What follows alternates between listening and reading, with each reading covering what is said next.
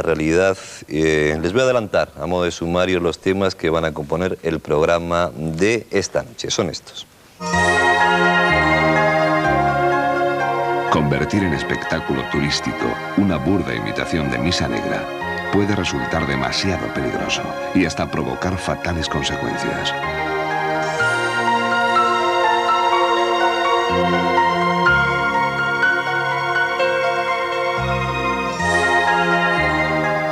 ¿Puede alguien abandonar su propio cuerpo voluntariamente y viajar no solo por este mundo, sino más allá del tiempo y del espacio?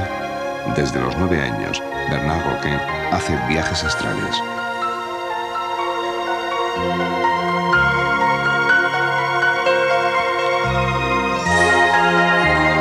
La familia de Patrick vive en una casa que no olvida a sus antiguos inquilinos. Sus pesadillas solo terminarán cuando localicen al último familiar vivo de sus primeros propietarios.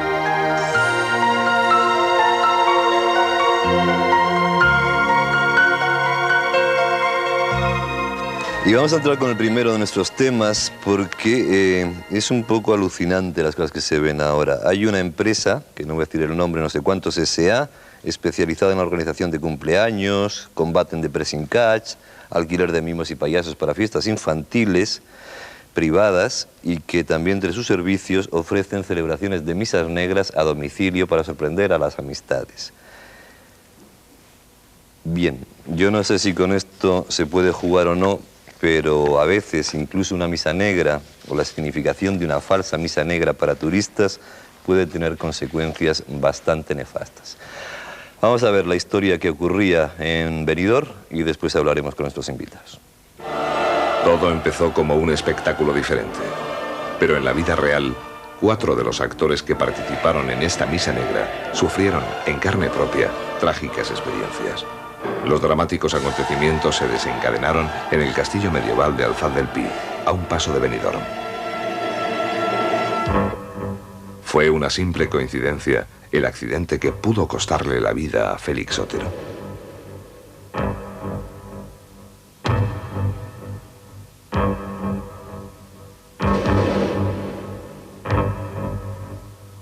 ¿Y Judith?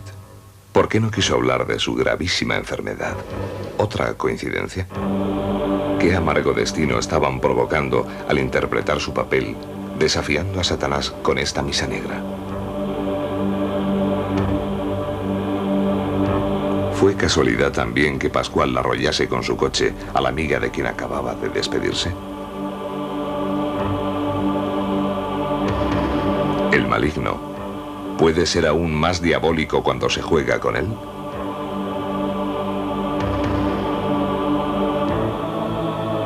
El actor Paco Llorca, que dirigía la misa negra, falleció repentinamente.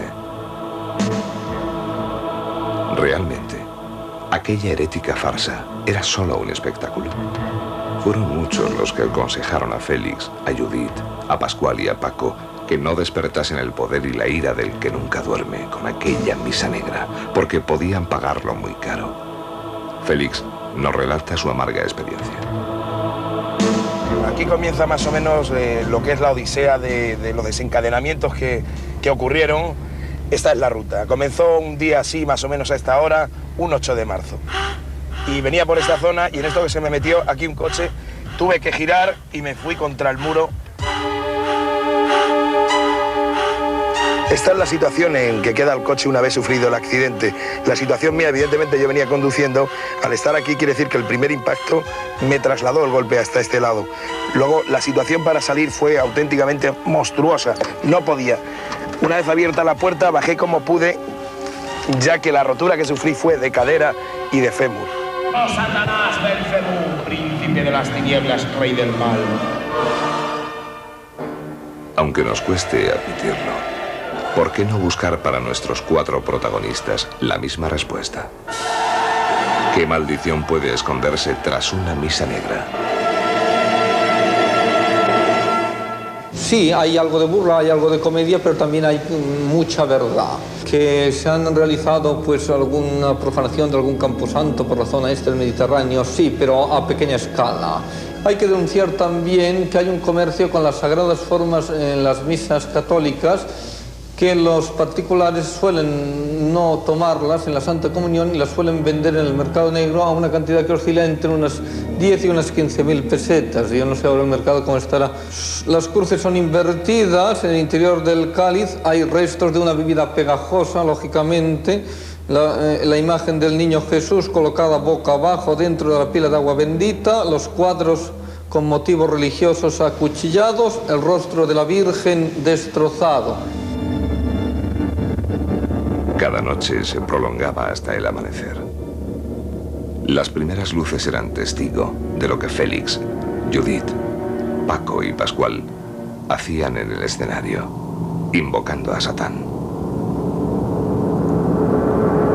¿Es casualidad acaso que en la vida real los cuatro pagasen tan cara su osadía? Los cuatro, uno tras otro, en muy pocos días. Y los cuatro, precisamente al amanecer. Satanás, Lucifer, Asmodeo, Belcebú, Leviatán, Belcegor. Con cualquiera de sus nombres, más vale no llamarle, ni mentarlo siquiera.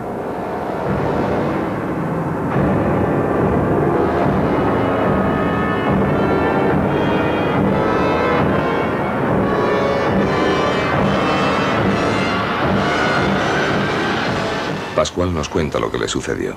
Bueno, pues yo circulaba en este sentido, la chica bajaba en este sentido y fue cuando colisionamos.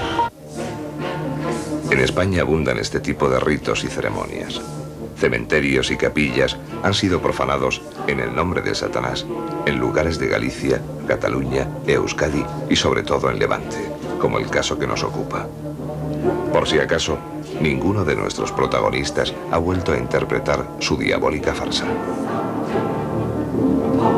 Porque debemos de pensar que la misa negra, digamos, es una ceremonia esotérica donde se invierte el ritual del misal católico, donde se santiguan al revés, se reza al revés, se consagra en lugar de vino, se consagra sangre, puede ser sangre animal o, en este caso, sangre humana, ¿no? Y entonces, en fin, es, digamos que para que lo entiendan todos ustedes, es un culto que se da al demonio como tal, en lugar de darlo a Dios. Si Dios es amor, entonces digamos que el demonio es lo contrario al amor, es el odio, ¿no? Cuando apenas han transcurrido 2 años, la gente de la zona se sigue haciendo la misma pregunta. ¿Aquellos sucesos fueron simple casualidad o causalidad?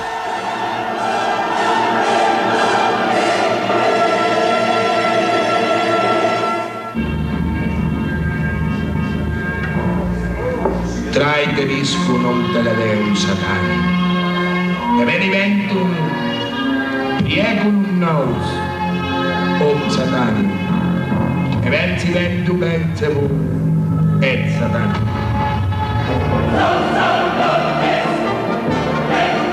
Y desde entonces, en este castillo medieval de Alfaz del Pi, ya no se ha vuelto a celebrar ninguna misa negra.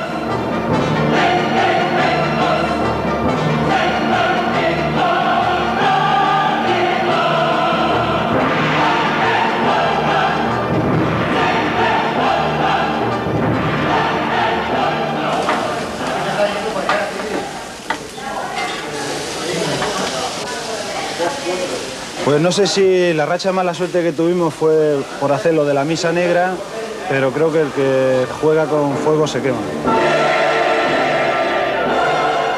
¿Quién puede saberlo?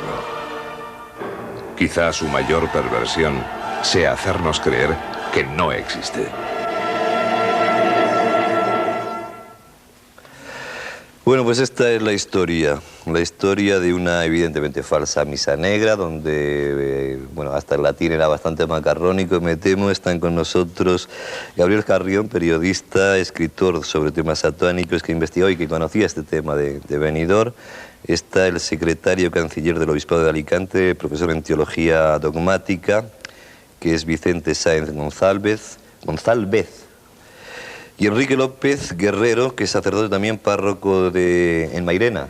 Del Alcor. Y además aficionado en... Del Alcor. Aquí hay 2 Mairenas. Bien. del Alcor, en Sevilla, y experto en parapsicología, autor de un libro que, por cierto, está agotado, Mirando a la lejanía del universo.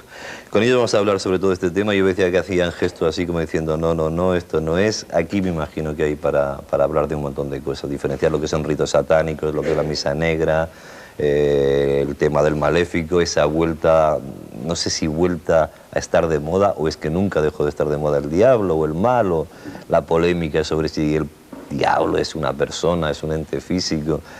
En fin, hay bastantes temas, me imagino, que desarrollar, pero es peligroso, y yo quería que, Carrión, solamente antes de la publicidad nos dijeras por qué, si es cierto o no, que entre la juventud, desde marcas de bebidas concretas hasta espectáculos concretos, están empezando a basarse en el tema de Satán, del maléfico, como lo quieras llamar. Yo ya en el primer libro que escribí sobre este tema ya mencionábamos, por ejemplo, la moda de las cervezas que empezaron a llegar a España, la cerveza Lucifer, la cerveza Satán.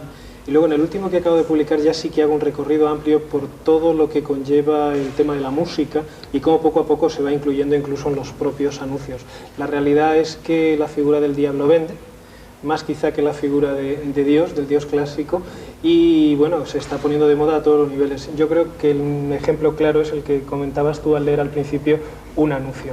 Y si se hiciera un repaso, algún día se puede hacer de la publicidad, veríamos que como ese, yo creo que tengo ahora mismo en los archivos cerca de 200 o 300 donde se utiliza la figura del diablo o la figura del demonio en cualquiera de sus acepciones para vender desde detergentes hasta botellas de agua mineral, pasando por perfumes, etcétera, etcétera. ¿Y esta especie de convivencia es buena o mala desde el punto de vista suyo? Me imagino que es mala, es peligrosa.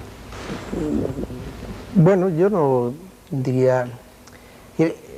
Todo este tema, tal y como aparece aquí, a mí en principio me parece que el reportaje les va a rendir muchos dividendos a esta empresa que tú anunciabas al comienzo. Esto no tiene nada que ver, pero programa. por lo visto hay más de una, sí, que se dedica a esta historia. Le va a rendir muchos dividendos. Es decir, estos son unos fenómenos que están alejados de lo que realmente es el diablo y su influencia y su, diríamos, su estrategia. Lo cual no quiere decir que cuando pues las personas comienzan a divertirse solo con cosas tan morbosas, no estén un poco, además de tocaos del perol, de la cabeza, también haya algo, diríamos, de degradación moral, algo bastante profundo de degradación moral. Sí, es curioso, y ahí ya se toca que coincidan tantas cosas y que sean siempre las mismas las que coinciden, ¿no? Algún problema tiene que haber. Bueno, vamos a seguir con vamos a entrar en lo que sería ya el debate después de la vuelta de la publicidad, en un par de minutos. Personal forma parte del conjunto de verdades que, diríamos, forman el entramado de la doctrina de la Iglesia. No es un dogma de fe en el que haya que creer para salvarse, porque obviamente sería un contrasentido. Es, diríamos, forma parte, digamos, como del telón de fondo. Pero hay una especie de preocupación del actual Papa por reivindicar, o por lo menos preocupación entre comillas, quiere decir que ha tenido muchas ocasiones donde ha reivindicado la figura del demonio frente a ese escepticismo de cierta parte de la teología que... Bueno, que habla más de una idea, de la idea del mal, de la idea de la... Ahora, a ver, por ejemplo, para que ser exactos y rigurosos,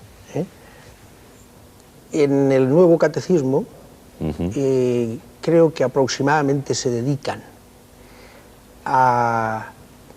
Sale, no directamente, sino está en, diríamos, como telón de fondo, aproximadamente entre 10 y 15 números de un tocho que si tú conoces, entonces sí, estadísticamente es poco sostenible eso. Pero si lo que sale es... ¿No? Es decir, la doctrina de la Iglesia es muy simple. Es decir, bueno. Satán es un ser personal que lo que intenta es apartarnos de Dios, que es nuestro Padre, y su estrategia es la mentira. Mediante la estrategia de la mentira intenta hacer que el hombre no se dirija a su Padre Dios. Bueno, vamos a quitar mis dudas personales, aparte de que me cuesta mucho creer en el demonio, la verdad, y vamos a hablar del tema de esa proliferación a la que yo me refería y que tú hacías, Carrión, también mención, de todo lo referente, porque habría que distinguir lo que son misas negras, los cultos satánicos, los círculos, que hay muy pocos, bueno, que se dedican a hacer cosas y que por lo visto lo dejan todo limpito, la profanación esa de tumbas, que dicen que está, yo no sé si proliferando o no, o es que se dan a la luz ahora en los medios de comunicación, pero algo está ocurriendo con este tema. Desde el punto de vista del investigador, del periodista, ¿qué crees tú que es lo que pasa? Bueno, la realidad es que estamos asistiendo en estos momentos a nivel internacional, no solo en España y no solo en la zona del Levante. Con la música de rock, claro, que referías antes, que se han escrito ya libros enteros. De una proliferación tremenda de todo tipo de actos, desde profanación de cementerio, pasando por el auge de rituales de magia, etcétera, etcétera, ¿no? Yo creo que habría que decirle al espectador, yo es al menos lo que digo siempre que hablo de estos temas, es que para hablar del diablo hay dos tipos de lenguaje, o al menos a mí me gusta dejarlo claro, quizá para que al espectador no le suene a cuento chino, a cuento de película de miedo, tal y como se puede explicar la figura del diablo desde un punto de vista religioso, ¿no? Es el lenguaje de la religión y luego el lenguaje social, el lenguaje que habla de sacrificios humanos, el lenguaje que habla de sectas, el lenguaje que habla de profanación de cementerio. Por poner un ejemplo, ahora mismo está surgiendo una secta satánica en la ciudad de Córdoba. Se llama Los Tres Seises, es una noticia súper fresca, ¿no? Casi en exclusiva. Han profanado ya un cementerio y han hecho un ritual en una vieja parroquia, ¿no? Hace apenas unos días también fue asesinada una muchacha en un ritual de magia negra en el Baix Penedès, en Cataluña. Es decir, que esas cosas están ocurriendo en España y también están ocurriendo en otras partes. La realidad es que desde el punto de vista del periodista tiene indudablemente un auge terrible de la cultura satánica, pero en todos los niveles, en la empresa, en la economía, en la política, en cualquier lugar donde te puedas encontrar. Por ponerte un ejemplo, yo tuve una entrevista hace apenas unos meses con el introductor de una de las sectas satánicas más peligrosas que hay en estos momentos en el mundo, que la entró a España este hombre, que es el Templo de Set, una escisión de la famosa iglesia de Satán de LaVey en los Estados Unidos. Y este hombre, para que os hagáis una idea del personaje, es catedrático de Sociología, es licenciado en Derecho y en Económicas y es un alto cargo del Ministerio de Información y Turismo de este país. Y ese hombre me confesaba a mí que él entró... De comercio y turismo, no me confundas que ya tenemos gobierno, no de información y turismo. Bueno, él era, cuando entró, era de formación y turismo, ¿no? Entonces este hombre me comentaba que cuando entró a la iglesia, él entró fundamentalmente para conseguir dos objetivos. Uno que comentábamos, poder, sobre todo poder, y el otro sexo, mucho sexo. Enrique, ¿y esto tiene algo que ver con la parapsicología? ¿Tendría una explicación? Yo, antes de seguir con la parapsicología, quisiera matizar un poco las afirmaciones hechas por mi colega y por Gabriel, porque creo que este tema de Satanás es un tema que está en el día y lo primero que hay es que clarificar las ideas antes de meternos en otra polémica. Entonces, yo tengo que clarificar las ideas desde el punto de vista del magisterio de la Iglesia para que todas las personas que pertenecen a la Iglesia sepan de qué va el asunto. Así, por ejemplo, mire, dice Pablo VI, una de las mayores necesidades de la Iglesia, le llama esto. No vemos cuánto mal hay en el mundo, se presenta el problema del mal, y entonces dice, hallamos el pecado, la perversión, etcétera, bien. Y después, ocasión y efecto de una intervención en nosotros y en nuestro mundo, de un agente oscuro y enemigo, el demonio. Lo pone detrás de toda esa problemática del mal, no es tan secundaria. Enemigo número uno de la fe y de la Iglesia, no es secundario. ¿No? El mundo demonio y carnes, eso ya es antiguo como la... Pero, quiero decir, el problema es que un agnóstico podrá estar o no de acuerdo con esto, creérselo o no. El problema es que para ser un satanista o acercarse, habría que tener fe, porque si no, no tendría sentido. Por eso he querido clarificar esta idea. Yo creo que es justo lo contrario. A ver, ¿cómo se explica esa contradicción? Yo tengo si fe. yo no creo en Dios, no puedo creer en el diablo. Yo tengo fe. Entonces, como yo explicaba antes, es decir, hay que aceptar que existe Satán para tener la fe católica. Pero no es la verdad de Satán, no es una verdad que me salva. A mí la verdad que me salva es Cristo que ha muerto por mí.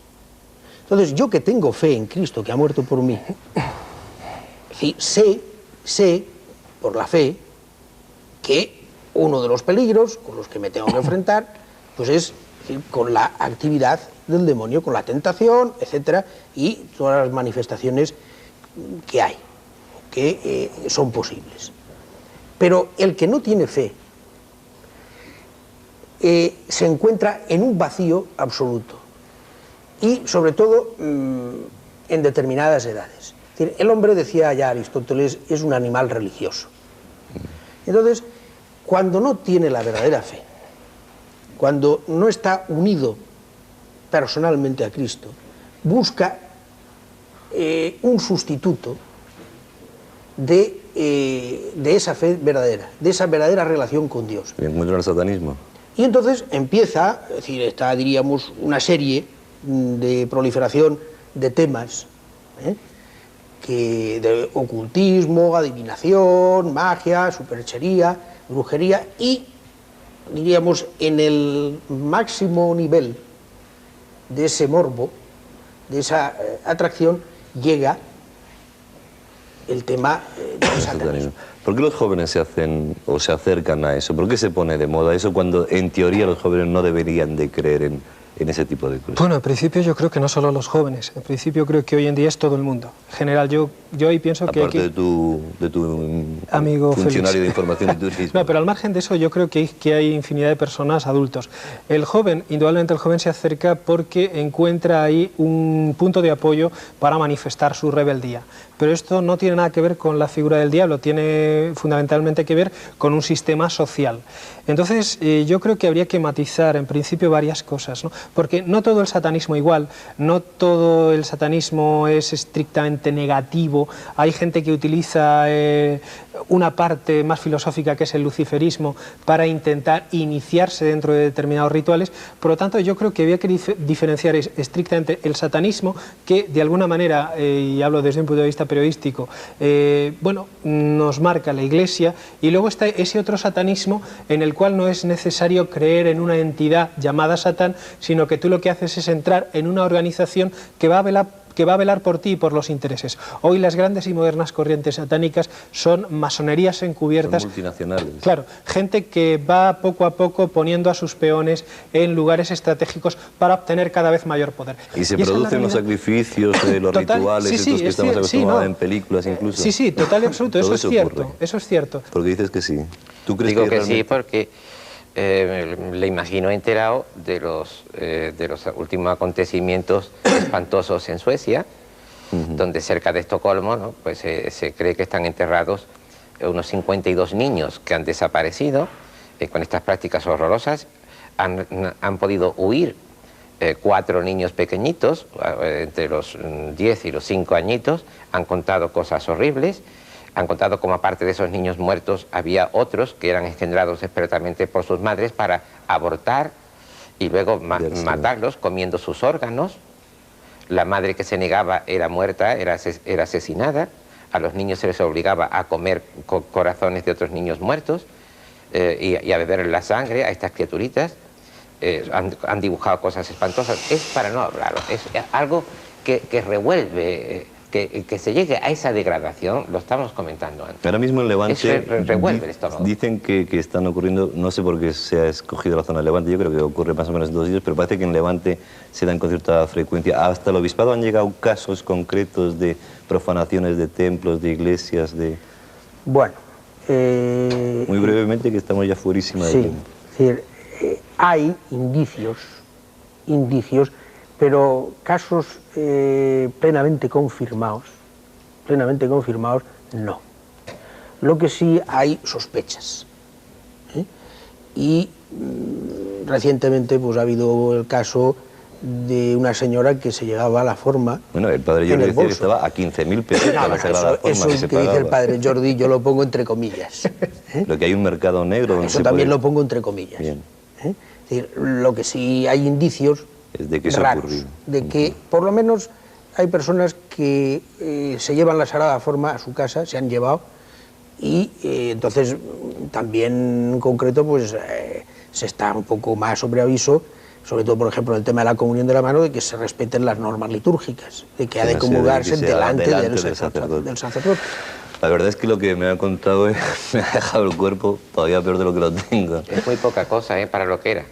Sí, pues quédese ahí. Pero había más. Sí. Bueno, no vamos a caer.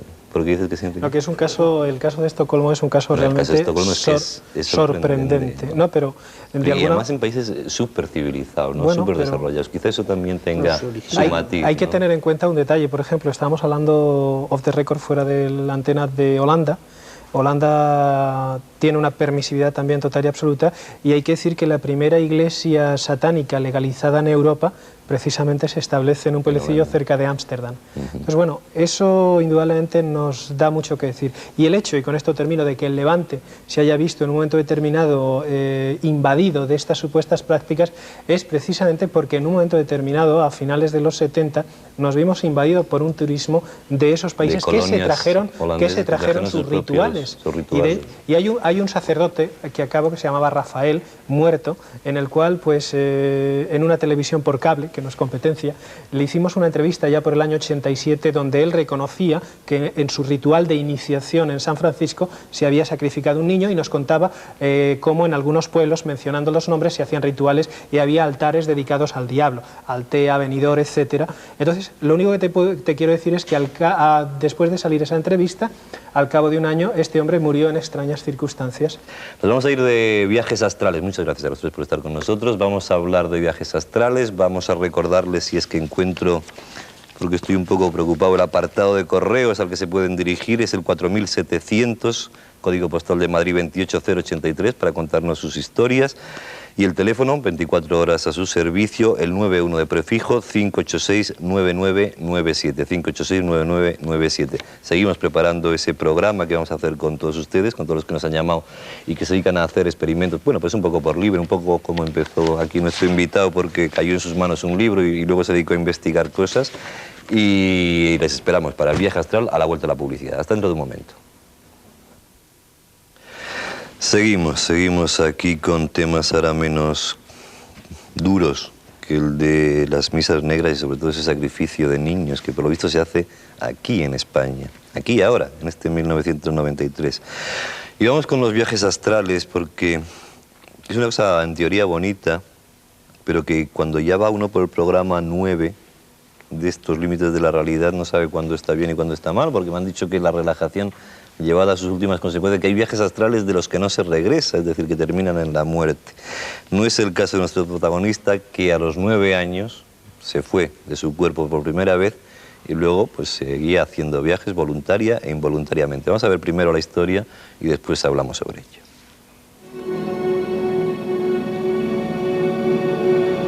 El hombre siempre ha sentido deseos de volar, de planear por los aires como si fuera un ave. Para algunos, el caso de Ícaro sería una realidad. Desde siempre, hombres y mujeres de culturas muy diferentes afirman que es posible salir del cuerpo físico y desplazarse en el espacio. Este extraño periplo es el viaje astral.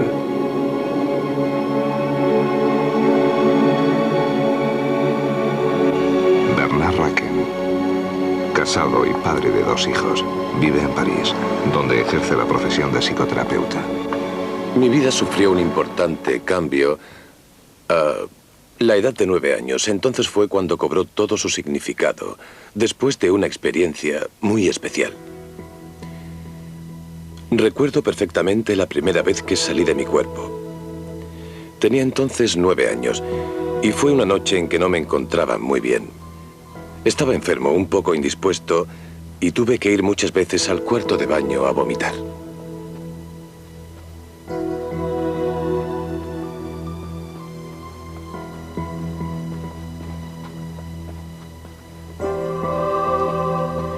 De repente, yo me vi en el pasillo. Vi a un muchacho que caminaba, que se me parecía muchísimo y con el mismo pijama que yo. Y que estaba delante de mí y que avanzaba unos pasos. Era él quien caminaba y yo quien le miraba. Aquello me inquietó porque no tenía ni idea de su significado. En principio, yo no tenía ninguna explicación a mi disposición ni nada que pudiera decirme: esto es lo que has vivido.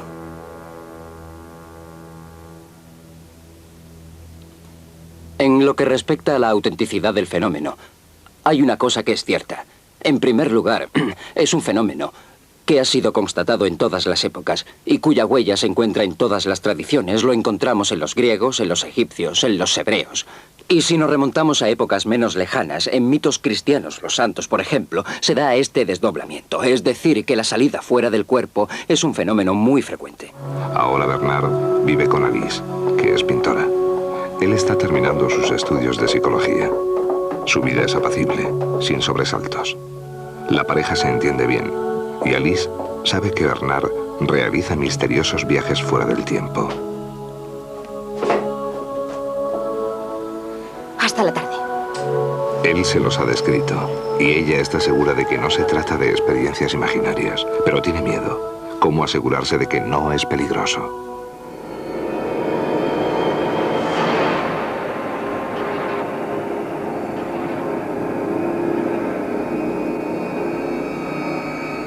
Bernard solo explora otros universos cuando está solo.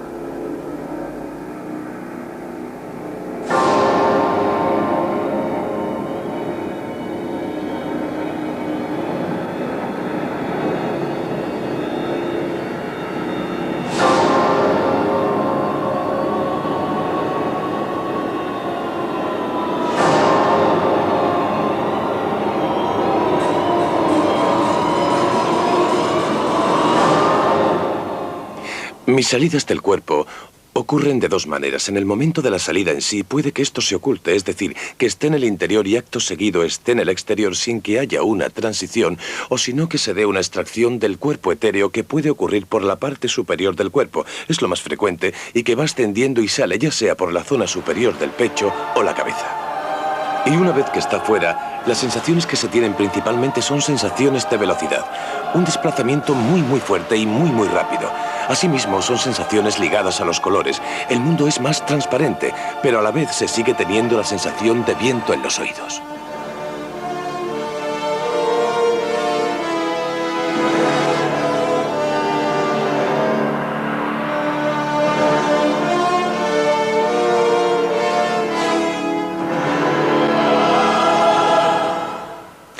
Una experiencia de las llamadas salidas del cuerpo no es una extravagancia. En primer lugar, no hay nada que nos obligue a denominar las salidas del cuerpo. Es una experiencia de traslado, una experiencia de nuestra conciencia, una experiencia, digamos, también energética.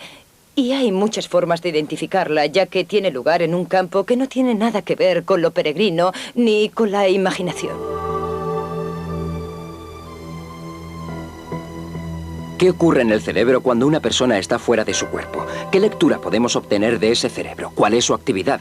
La actividad cerebral que se ha medido en esta situación no es la que se tiene en estado de vigilia, no se parece en nada. Y tampoco es la actividad de cuando se duerme, y desde luego no es la del sueño. Por lo tanto, no se puede demostrar la existencia de los viajes astrales, pero se sabe que no tienen nada que ver con estar despiertos, ni dormidos, ni con soñar. Un día recibe una terrible noticia. Su madre está gravemente enferma y los médicos no tienen ninguna esperanza de que se salve. Bernard espera todos los días lo peor. La madre que tanto adora le va a dejar.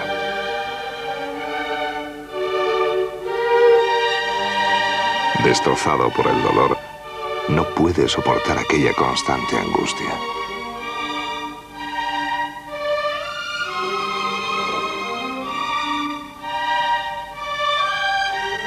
Quizá una salida del cuerpo le ayude a sobrellevar la pena. Sin embargo, este viaje será diferente a los anteriores, pues le llevará a un universo de espanto y dolor. ¿Ha viajado realmente Bernard Raquin al bajo astral? Es decir, al infierno, como él cree. ¿O ha sido su dolor el causante de las terribles visiones?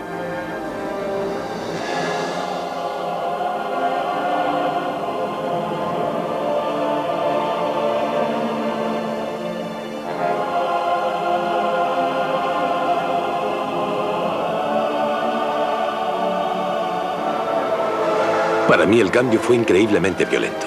Primero una emoción muy fuerte y a continuación la salida de mi cuerpo. Y ella salió también y nos encontramos los dos de pie como dos formas blancas, luminosas. Nos abrazamos y nos pusimos a bailar. Fue algo realmente inaudito. Era la danza del alma. Yo estaba en un cuerpo físico que sollozaba y que sufría. Y a la vez en una alegría extraordinaria, los dos extremos a la vez, en el mismo instante. La experiencia de Bernard Roquin no es única. Desde hace siglos, miles de personas en todo el mundo están convencidas de que llegan a salir de sus cuerpos para explorar otros universos. ¿Son peligrosos estos viajes, como piensan algunos científicos? ¿Existe realmente ese mundo mental? ¿O no es más que la proyección de nuestra imaginación?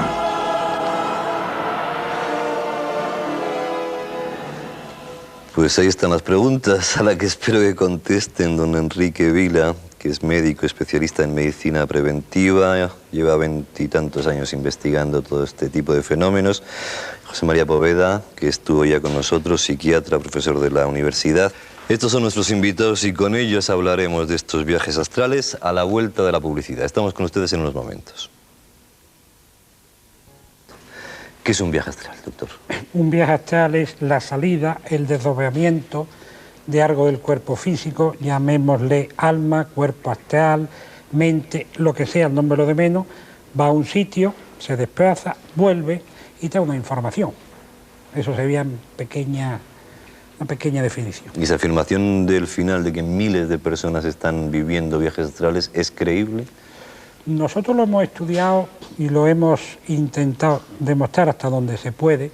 Personas que saben hacerlo mediante técnicas especiales, después de mucho tiempo, salen, han ido a sitios determinados, han vuelto, han dicho lo que estaba pasando, lo que estaba sucediendo en ese momento, todo aquello, después lo hemos visto, se ha visto que era verdad. Y también antes hemos hecho un estudio psiquiátrico muy a fondo para poder descartar una patología, y los psiquiatras que hemos trabajado allí en Sevilla, el equipo que tenemos, nos han dicho estas personas son normales y no hay patología. Esto puede ser verdad, porque aquí siempre hay que andar con los pies muy despacio.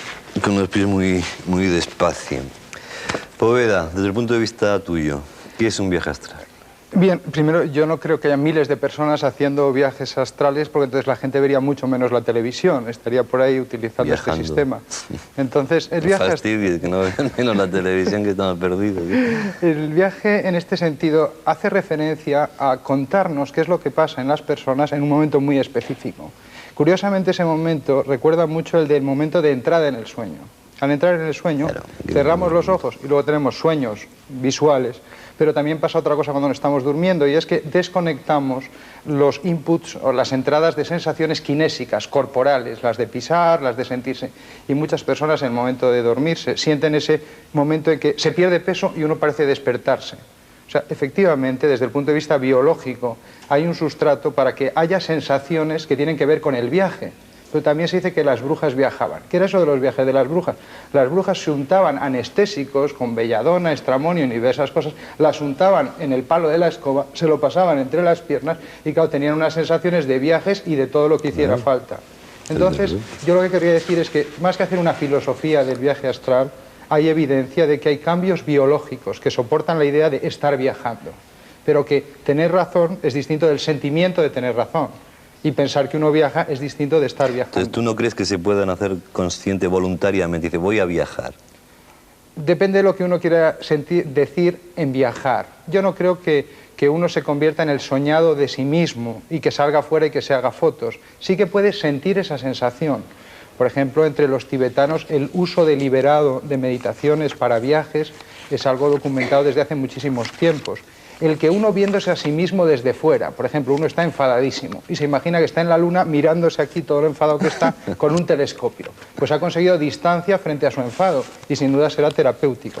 Entonces yo pienso que, ojo con las palabras, también lo ha señalado nuestro compañero, pero desde luego afirmar de que ahí pues uno se va y ya está y vuelve o luego se queda colgado, eso ya me parece más difícil de demostrar, porque los cambios corporales que se registran cuando uno dice que está viajando, se registran también en los perros. El otro día en la documentación no solamente es este chico que, hombre, y a mí, en principio, el caso que hemos visto, a los 9 años desea morirse, tiene un complejo de Edipo importante. Yo no sé si ya de entrada es un tipo normal, digamos. Supongo que todo el mundo no hemos querido morirnos a los 9 años por un disgusto horroroso, y todos tenemos complejo de Edipo, porque si no seríamos unos impresentables. Yo, un tío que no tenga complejo de Edipo, que no quiera a su madre, me parece un impresentable.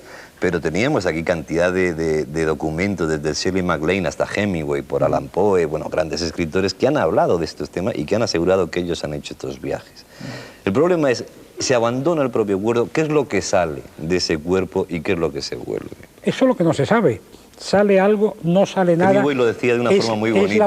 Es la mente viajera que se llama. Como un pañuelo de seda que se le salía así de... Es la mente viajera que es, cómo captas tú las sensaciones, eso es lo que es o sea, el secreto está el misterio sigue estando en qué es lo que sale, qué es lo que viaja. O si sale algo, o si a lo mejor no sale nada y captamos algo. El problema es que estas personas captan y te dan la información y se comprueba, pero no sabemos exactamente qué es, y hay que tener mucho cuidado, como tú sabes también muy bien, con toda la patología psiquiátrica. Una serie de delirios y de cosas te puede dar una patología muy parecida a esto, y también con las drogas.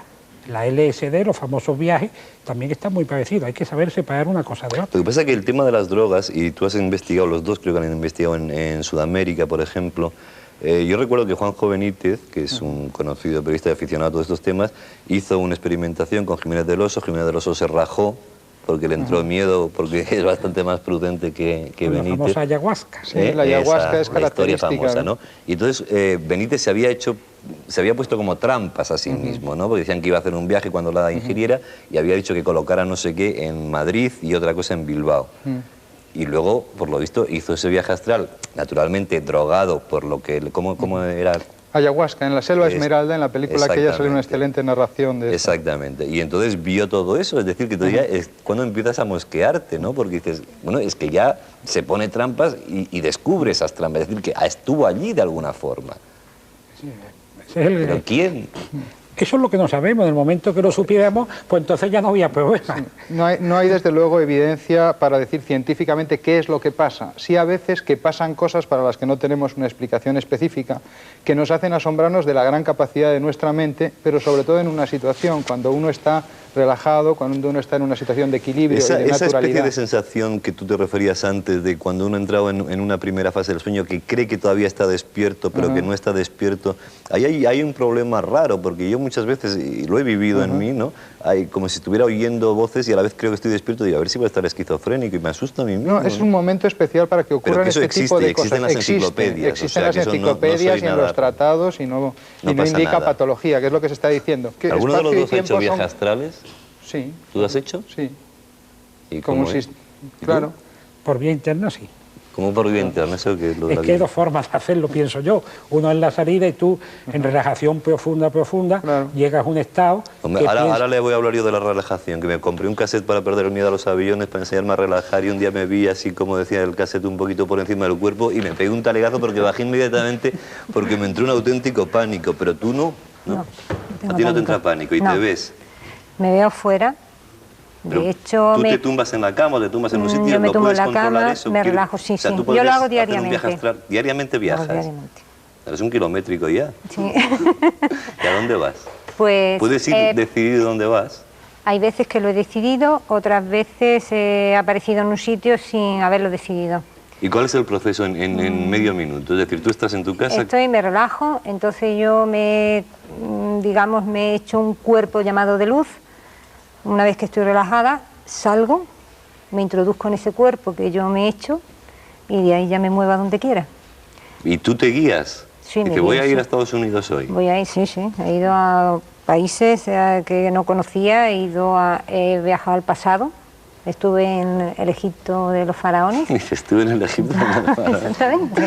Tenemos una foto que yo no sé si la podemos ver ahora y que nos explica un poco lo que teóricamente coincidís todos los que decís que hacéis viajes astrales. Es esa especie de desdoblamiento a la inversa, que se te ve el cuerpo pero hacia el otro lado, ¿no?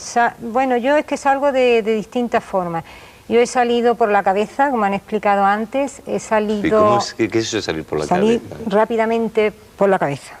Hacia afuera. Pero ¿y la primera vez que te pasó eso no te dio un pánico horroroso? No. O sea, ¿no te volviste a bajar como yo? No. ¿Y seguiste? Seguí, me fui a donde quise. He salido poniendo mi cuerpo encima de mi cuerpo astral, encima de mi cuerpo físico, y he llegado a salir lateralmente también. Vi una serie de cosas que luego han pasado. Si te dejamos un poco tranquila y todo esto, ¿harías un viaje astral? Pues si me desconectara y me tumbara en un sitio que estuviera cómoda, sí. Salgo enseguida. Aquí no hacemos esas cosas. ¿No? Pero ya te avisaremos algún día. De acuerdo. Pero esto es un chollo lo del viaje astral entonces, por lo menos sí, en lo que teoría. pasa es que no se usa la imaginación, no se usa la fantasía en nuestra sociedad. ¿Por qué se dice que es peligroso? Porque hay muchas teorías Siempre se ha dicho de lo que no se sabe. puede no tener retorno. ¿Tú no tienes miedo de un día iniciar un viaje astral y no volver a tu propio cuerpo? Bueno, yo hice una vez uno que estaba tan a gusto y tan bien que no quería volver. Lo que pasa es que se vuelve. Nunca se queda uno allí. ¿Y el Apocalipsis, por ejemplo, no se podía haber escrito en un viaje astral? ¿En un viaje hacia el futuro donde...? Fácilmente. Son ejercicios de imaginación, pero es que nuestra sociedad ha trabajado... tan claramente esa especie de fenómenos, como decía... Nuestra sociedad ha trabajado la lógica y no ha trabajado la fantasía visual. Gracias probablemente a la televisión, la sociedad está cambiando y está pasando del libro escrito, de la lógica racional, a un mundo más visionario. Y el mundo de los místicos sería también... Es mucho más visionario, todo claro eso, que ¿no? sí. El viaje astral. Claro que sí. El mundo de la mística cristiana y no cristiana, Muy evidentemente. parecido a esto son las experiencias cercanas a la muerte. La experiencia cercana a la muerte, más o menos, es una proyección astral, claro. Y la muerte puede ser una proyección astral sin retorno. Puede entenderse. Esa ya es más chunga. Esa ni con ruido se vuelve a hacer. Bueno, pues a ver si yo insisto en que no pienso hacerme un viaje astral y cada vez que me vea un poco a 10 centímetros de mí, me tiro y me bajo y me quedo aquí, que ya cogeremos un avión o lo que sea. Muchas gracias por estar con nosotros. Vamos a adelantarles lo que va a tratar nuestro próximo tema, esa casa que nunca olvida, y de paso ya que pasen nuestros próximos invitados. La familia de Patrick vive en una casa que no olvida a sus antiguos inquilinos. Sus pesadillas solo terminarán cuando localicen al último familiar vivo de sus primeros propietarios. Les presento ya a nuestros invitados para este próximo segmento. Montserrat de la Mata, psicóloga interesada desde el punto de vista clínico en los fenómenos paranormales, que es un tema que siempre se debate si es la persona o no. Está Fina Villena, vidente, medium y espiritista. ¿Es todo un poco lo mismo o cada cosa...? Es un poco todo lo mismo, creo yo, aunque hay pequeñas diferencias. Con matices, luego hablaremos de los matices.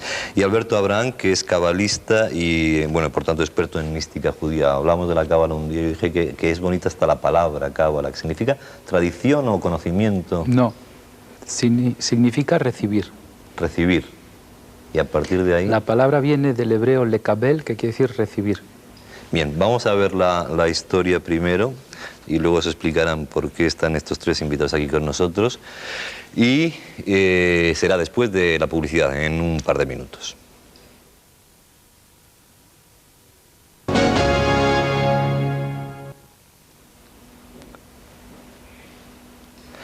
Lo que van a ver la historia de una casa que no olvida, así lo hemos titulado, una casa que pide algo a sus inquilinos para que ellos puedan vivir en paz. Esta es la historia. Desde hace más de 5.000 años, y en todo el mundo, existen testigos que afirman haber visto fantasmas. Almas que no han podido encontrar su descanso y que vagarían por los lugares que habitaron en vida y retornarían para perturbar nuestras noches. Antes de experimentar personalmente este fenómeno, no había leído nada sobre el tema. Quizá había leído algo en la prensa, algo había oído en la radio, en la televisión, pero nada en concreto. Estos tipos de manifestaciones no tenían nada que ver con mi vida. Bueno, quiero decir, al menos antes de haberlos vivido personalmente. Puede ser que algunas casas, algunos lugares, conserven los recuerdos del pasado. En la actualidad, la familia Virgel está completamente convencida de que así es. En 1987, Josiane Virgel lleva a su marido a ver la magnífica mansión que acaba de visitar. Ya se ve grande, pero si vieras el interior es formidable. Tiene un despacho inmenso con un escritorio enorme y un salón con un billar maravilloso.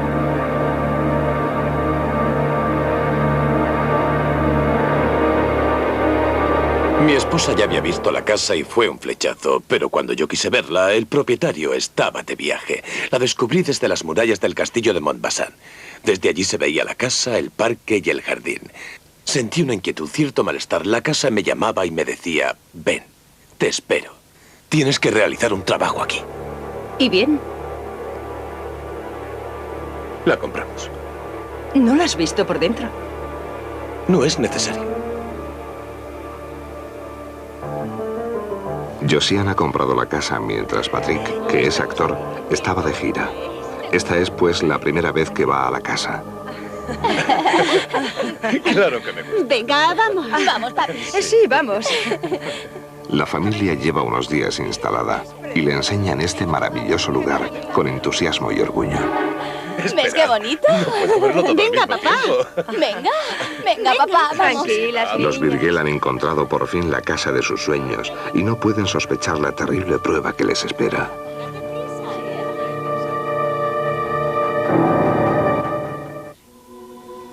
¿Qué secretos ocultan las paredes de esta casa? Una noche, Rebeca, la segunda hija de los Virgel, se despierta. La causa, unas voces que parecen llamarla, que parecen querer despertarla. Y de repente, una fuerza invisible se apodera de ella, como si quisiera tomar posesión de su cuerpo. La adolescente no había sentido nunca tal violencia. No es una pesadilla. Rebeca lucha con todas sus fuerzas.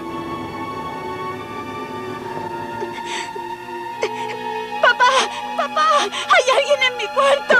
¿Qué dices? De verdad, papá, hay alguien en mi cuarto. Tuve la sensación de que era alguien que quería entrar en mí y coger mi cuerpo carnal. Y en ese momento yo moría con todo lo que es inteligencia y alma en mí. Luché como una loca. Me puse a rezar y le dije que no iba a conseguirlo. Era la primera vez que me ocurría cosa semejante. Los extraños fenómenos no han hecho más que comenzar. La madre de Patrick ha venido a pasar unos días a casa de su hijo. Todas las mañanas se despierta con una sensación que no acierta a explicar. Alguien la observa.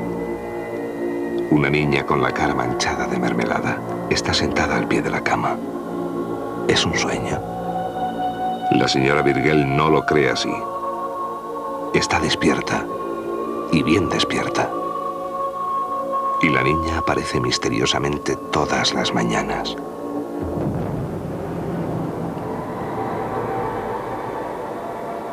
Desde que vive aquí, a Patrick le gusta levantarse pronto y aprovechar la casa, mientras todos los demás aún duermen. No puede sospechar que aquella mañana su familia le va a hacer unas revelaciones increíbles.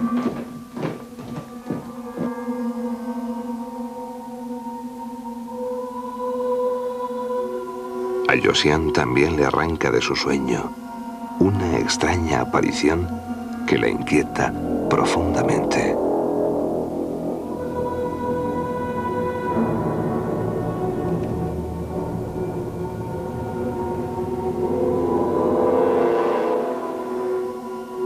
Siempre se suele pensar que los fantasmas son una especie de siluetas de personajes que aparecen y desaparecen, pero es mucho más que eso. Es una especie de atmósfera en su entorno. Yo casi podía tocarla. Estaba en relieve, comprende lo que quiero decir. No era una imagen. Era una niña que estaba allí, en carne y hueso.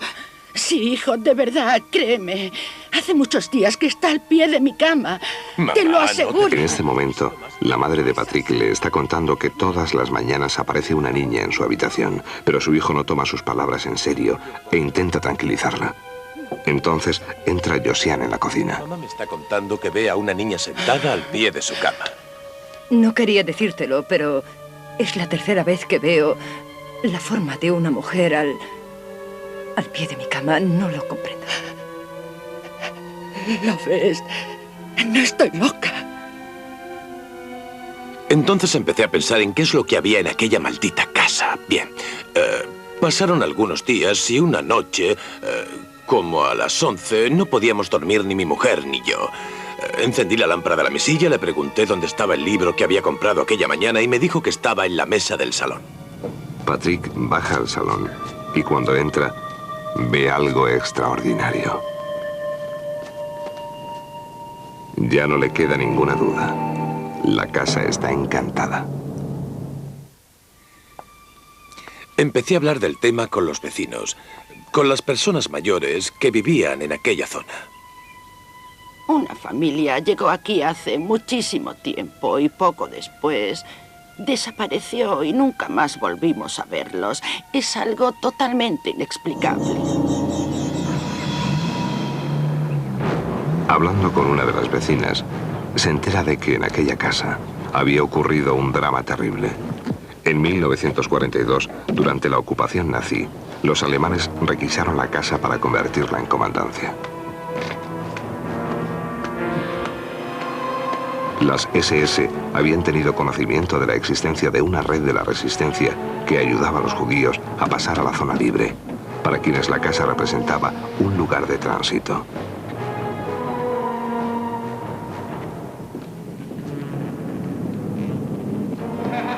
Una noche, los alemanes saquearon la casa porque querían nombres. Tenían que averiguar quién había ayudado a tantas familias marcadas con la estrella de David a escapar hacia la libertad. Y aquella noche, una familia judía no pudo ser avisada a tiempo.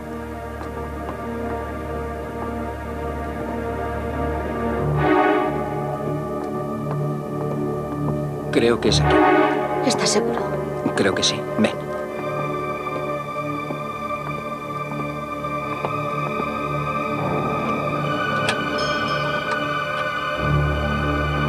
¿Qué tal estás ahora, Sara?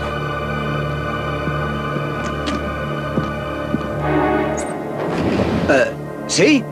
¿Qué es lo que quieren?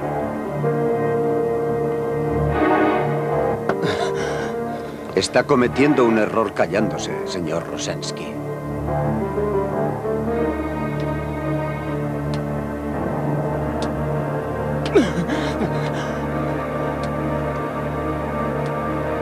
Usted lo ha querido.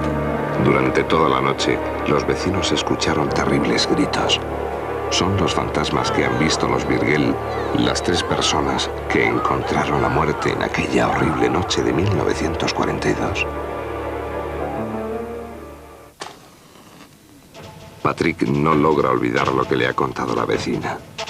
Ha cogido la costumbre de sentarse todas las tardes en el sofá, con la esperanza de volver a ver al hombre triste que se le apareció en ese mismo lugar unas noches antes.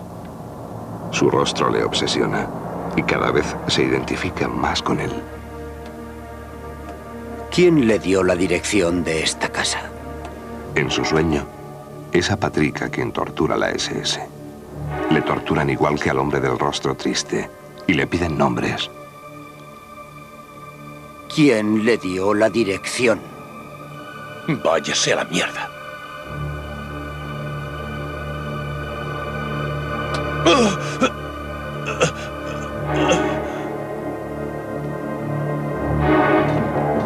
Inmediatamente después, lo empujan por unas escaleras hacia el sótano.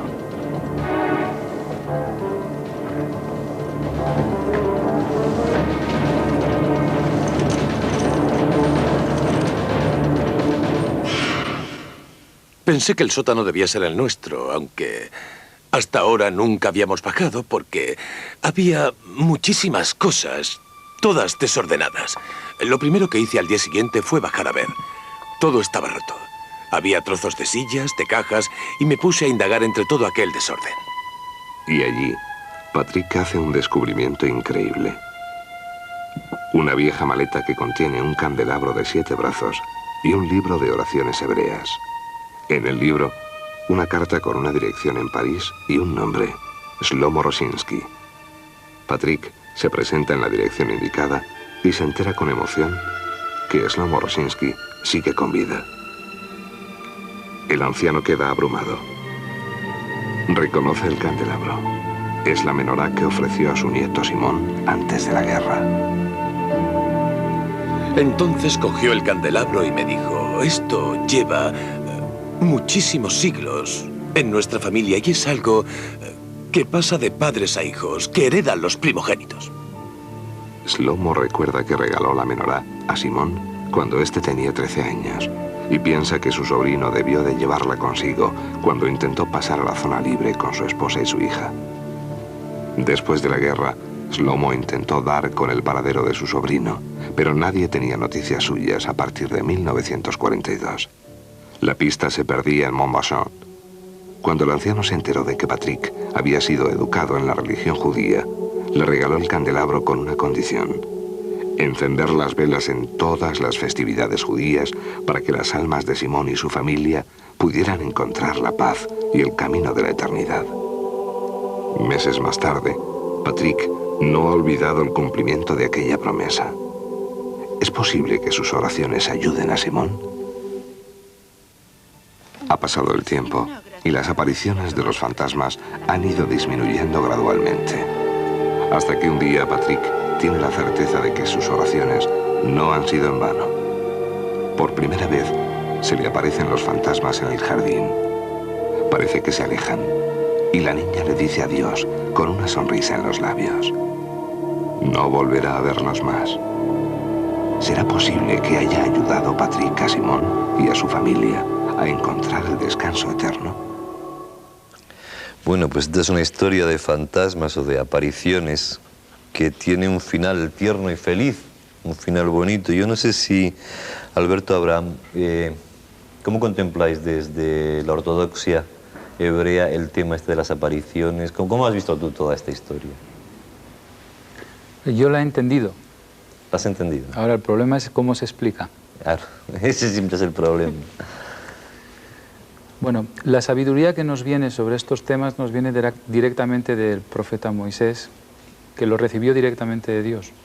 Y de ahí, en el momento de la entrega de los 10 mandamientos, no solo recibió los 10 mandamientos, sino recibió la sabiduría de cómo funcionan los mundos superiores. Y entonces, para poder explicarlo, vamos a utilizar un lenguaje que espero que aceptemos ambos. Hablamos de dos mundos: un mundo inteligible, que es el que nosotros vivimos todos los días, que es el palpable, y hay otro mundo, que es el mundo sensible, que no corresponde a la materia física y que está interpenetrado del mundo inteligible. Es decir, el mundo inteligible es físico, el mundo sensible es no físico. Y nosotros tenemos una percepción del mundo físico gracias a 7 orificios que tenemos en la cabeza. Y la cabeza está hecha una sola pieza, igual que la menorá está hecha una sola pieza. La menorá es el candelabro, como hemos visto en el breve vídeo.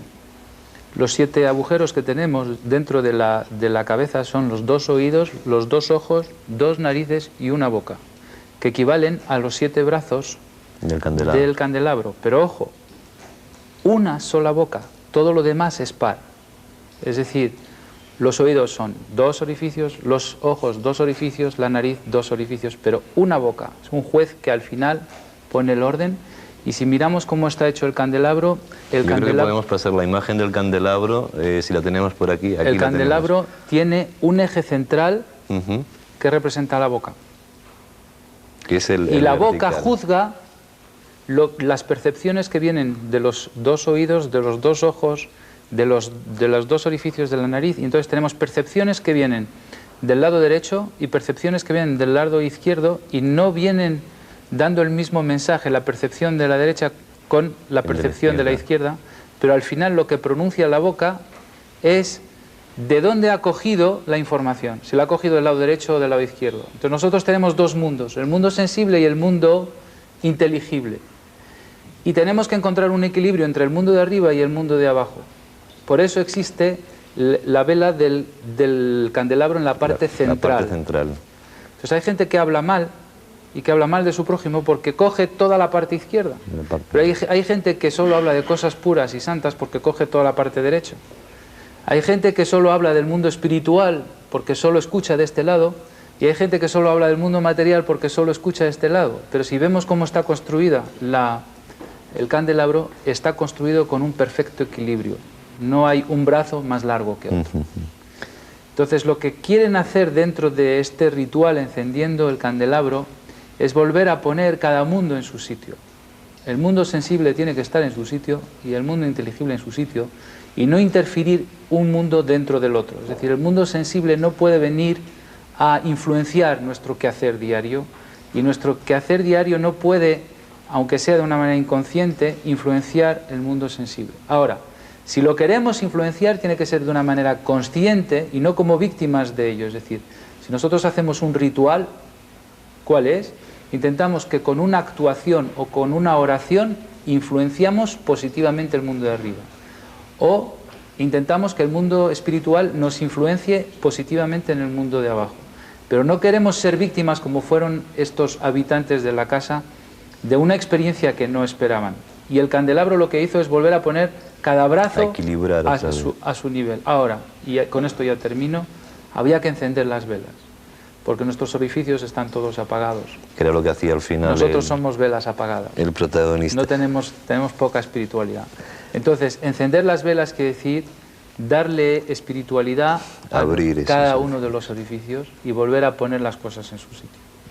Y después de esta metafórica y preciosa enseñanza, desde el punto de vista psicológico, ¿cuál sería la explicación? ¿O cuál sería lo que tú has visto en esta historia? Bueno, yo creo que hay distintos, temas dentro de la historia. Por un lado, el hecho de que los fantasmas, por así llamarlos, siempre se presentan en unos momentos, primero con un adolescente, que es un momento del desarrollo de cualquier persona, en el que hay una sensibilidad especial, siempre en momentos de tránsito entre el sueño y la vigilia, en momentos de duermevela, con lo cual puede entenderse que de alguna forma hay una situación de alteración de conciencia. No quiero decir yo que rechace el hecho de que aparezcan fantasmas. En definitiva, pues posiblemente hay otra realidad ¿Y el sueño, más allá. ¿Y el sueño del protagonista, del actor, cuando ve eso y se da cuenta y descubre después todo? Yo creo que el sueño, después de haberte contado la historia, es algo que te moviliza emocionalmente, con lo cual es muy lógico que tú te sientas implicado en esa historia como protagonista, ¿no? El hecho de llegar abajo y averiguar qué demonios hay en ese sótano, pues es algo lógico. Entonces yo creo que él recurre de una forma, como nos estás explicando, a ahuyentar unos hechos a través de unos rituales, que en definitiva es algo que se hace en todas las religiones. Él se había educado en la religión judía, según decía, ¿no? Es decir, que conocía el tema ese. Se había educado, pero no sabía cómo usarlo. Exacto. Él se había tenido y cuando el sabía abuelo... que había unas fiestas en las cuales había que encenderlo. Cuando el abuelo ya le da la explicación y todo lo demás. Una medium, ¿cómo ve todo este tema? Porque yo me imagino que son todos puntos de vista que al final vais todos por distintos, o vamos todos por distintos caminos hacia esa verdad, ¿no? que hablamos al principio del programa. Exactamente. Yo lo veo desde el punto en que, nosotros en realidad lo único que muere es el cuerpo, ¿no? El cuerpo físico. Pero si tuviéramos conciencia no nos sorprenderían los casos como en el vídeo, porque seguimos viviendo en otros planos, el plano del espíritu. Muchas veces ellos vienen como en el vídeo y se comunican de alguna forma con nosotros, nos pueden pedir cosas o quizá enseñanzas, depende del caso. En este caso quizá esos espíritus deseaban algo que se cumpliera, ¿no? Un efecto, encender el candelabro, no sé, cualquier misión, como decía el invitado. Pero para mí me corrobora un poquito pues esa idea que yo tengo, ¿no? de que existe el más allá, de que el mundo de los espíritus está ahí, de que seguimos existiendo. Yo creo que algún día no nos sorprenderán estos hechos, porque será algo tan natural como asimilar que aquí vivimos. Yo decía al principio que es una historia de fantasmas que no da miedo, ¿no? Que al revés, que te reconcilia, porque realmente son presencias que están ahí y que luego tienen un final feliz. ¿El holocausto judío provocó, por ejemplo, después de la guerra, unas situaciones, y eso tendría mucho que ver la psicología, me imagino, de, digamos, paranormales, por entenderlo de alguna forma, en el mundo judío? Mira, en la tradición judía y en los rituales judíos, que son rituales que están muy estudiados y que todos tienen un porqué, no hay dogma. En la Kabbalah no hay dogma, todo está explicado y todo tiene su porqué. Otra cosa es que algún maestro quiera dártelo. Pero piensa que cuando muere un judío, a la hora de enterrarle, se le hacen una serie de rituales y de oraciones para que su alma cruce directamente este mundo físico y ya termine, no tenga por qué quedarse entre dos aguas. Y en el holocausto muchos murieron sin esos rituales, es decir, quedaron sin esa ayuda que los vivos hacen a los muertos, que son oraciones, que son rituales de los muertos y que les ayuda muchísimo, porque el poder de la oración es grande. Entonces, claro, se quedan almas entre dos aguas y no han terminado no han terminado su trabajo y piden a los vivos que vengan a ayudarles. Pero en Yo fin. me plantearía que una cosa Montserrat, son... yo me imagino que es complicado. El tema de la muerte debe ser de lo más complicado de explicar. Pero ¿no? es que claro, el tema místico, el tema, bueno, pues la realidad objetiva, pues a veces choca, ¿no? Yo preguntaría, ¿son realmente esas personas que se han muerto las que piden ayuda o son los vivos que se quedan con una sensación de tengo que hacer algo y si no hago esos rituales, de alguna manera hay una culpabilidad, hay una sensación de algo inacabado, como en el caso de la película? Entonces, si el hacer alma, los rituales y... si el alma se va y se le ayuda a cumplido. marchar, ya no habrá más contacto directo, salvo que uno aprenda a hacer meditaciones y conectar con ellos. Pero a lo mejor es tu propia desculpabilización. Tú sientes que has cumplido, que has realizado los rituales, entonces ya emocionalmente te quedas tranquilo y por lo tanto ya no vuelve a aparecer nada. El tema es quién necesita a quién. Yo pienso que tal vez son los vivos. Los vivos los que necesitan de cumplir los rituales para ponerse en paz con ellos mismos. Exactamente. Y esos Hasta cierto fantasmas que punto, a lo mejor aparecen o es mi propia sensación de que me queda algo por hacer y por lo tanto yo sigo percibiendo, por así decir, Es un círculo vicioso. comillas. Es un círculo vicioso. No hay principio ni fin. La vida y la muerte son un ciclo que están dentro de un círculo y no hay ni principio ni fin. El mundo espiritual necesita del mundo material y el mundo material vive del mundo espiritual. Esto es un concepto muy difícil de entender. De acuerdo en eso, evidentemente. Entonces, uno alimenta al otro. ¿Qué queremos hacer? ¿Qué queremos hacer? ¿Y cuál es nuestro objetivo en esta vida? Y así entenderemos lo que ha pasado en esta película. Nosotros tenemos que hacer dos trabajos. Uno, elevar el mundo físico y acercarlo al mundo espiritual, y coger el mundo espiritual y bajarlo al mundo material para que uno autoalimente al otro. ¿Cómo se hace? Pues el mundo espiritual, bajarlo, se baja por la vía de la palabra. Es decir, la cosa se coge en el pensamiento, se cogen pensamientos, estudios, se aprende, se escucha, se ve, todo esto todavía no ha salido, y cuando sale por la boca, da a luz el pensamiento y entra en el mundo físico. Es decir, que si yo no hablo, no llega al mundo físico lo que está en mi mente. Esto es bajar el mundo de arriba abajo. Ahora, si queremos subir el mundo de abajo arriba, tenemos que hacer rituales. Entonces, es decir, que ahora ponemos a disposición todo nuestro cuerpo para el mundo superior. Y entonces subimos el mundo de abajo, arriba, por ejemplo, lo que se ha hecho con el candelabro.